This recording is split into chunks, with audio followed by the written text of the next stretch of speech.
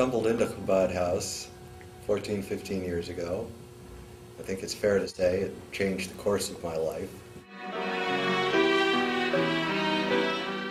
At that high holiday service, during the rabbi's speech, Rabbi Levitansky invited everybody back for Sukkot. And I thought, that sounds like fun.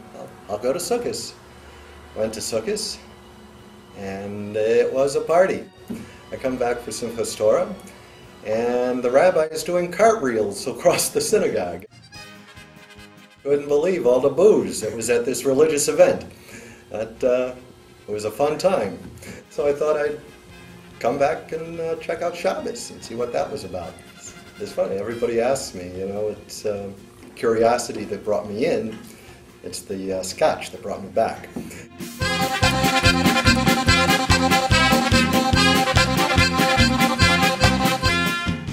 One of the things that I learned from Rabbi Levitansky in terms of shlichus and in terms of working with people is that if the floor needed to be swept, you swept it. If eggs needed to be made, you made them. If something had to be carried, you carried it. There was nothing beneath his dignity. That whatever had to be done, had to be done. And there was always a joy and a spirit of being connected to the Rebbe and doing it.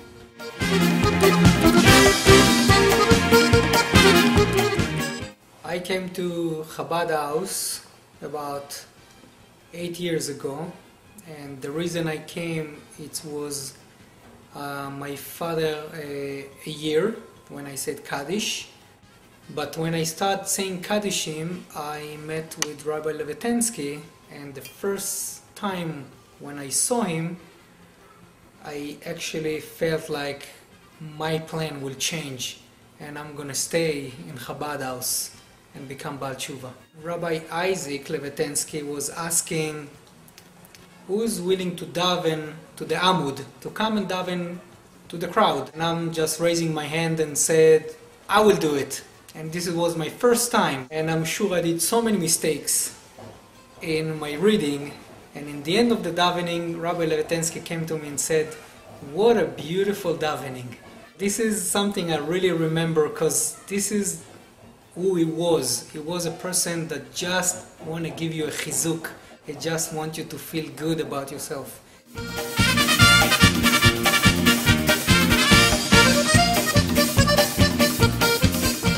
I remember once getting a phone call and he goes, am I the last to know? Am I the last to know? I go, last to know what? He said, you had a baby. You didn't call me. You didn't tell me. I want to share in your simchas just as much as I want to share in things that are difficult with you. And I know that he was at every single simcha that we ever had. He might not have made it at the beginning, but he was always there before it ended.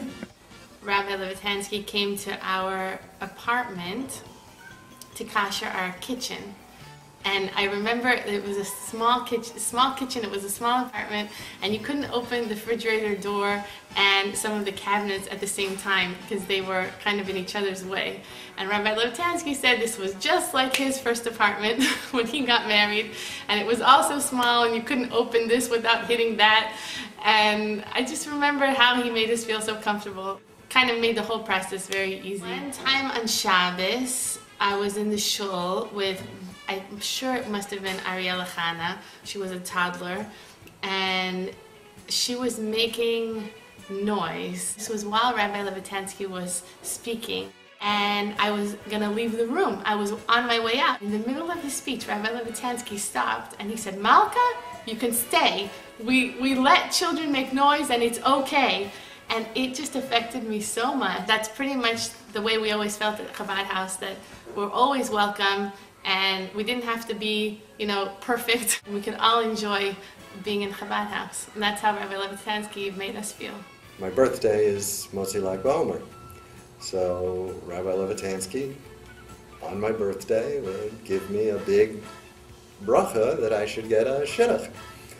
And this would happen every Lag BaOmer, the big bracha. And we go out and we'd wait, and then Lag BaOmer, and then the big bracha. And we keep going and going. 4 years ago, a rabbi came to me and he says, I'm going to give you a bracha, but this year you have to make a commitment. Daily I was to give tzedakah of a certain amount. I need to daily learn Torah, say Tanya, and say Tehillim. And I said, okay, I'll do it. I'll only commit to it for a year. They said, okay. And then the rabbi gave me a big bracha. Sad to say that Avrohom wasn't with us at the next Lag BaOmer. But my Kala was.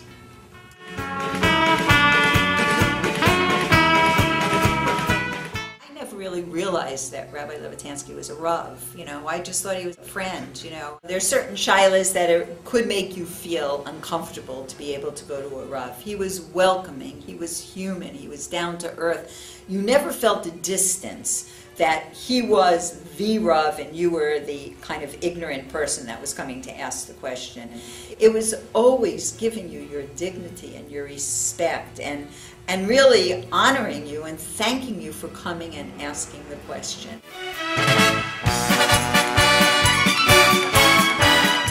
We went to the Levitansky house one Friday night, and I remember the experience of that Friday night dinner.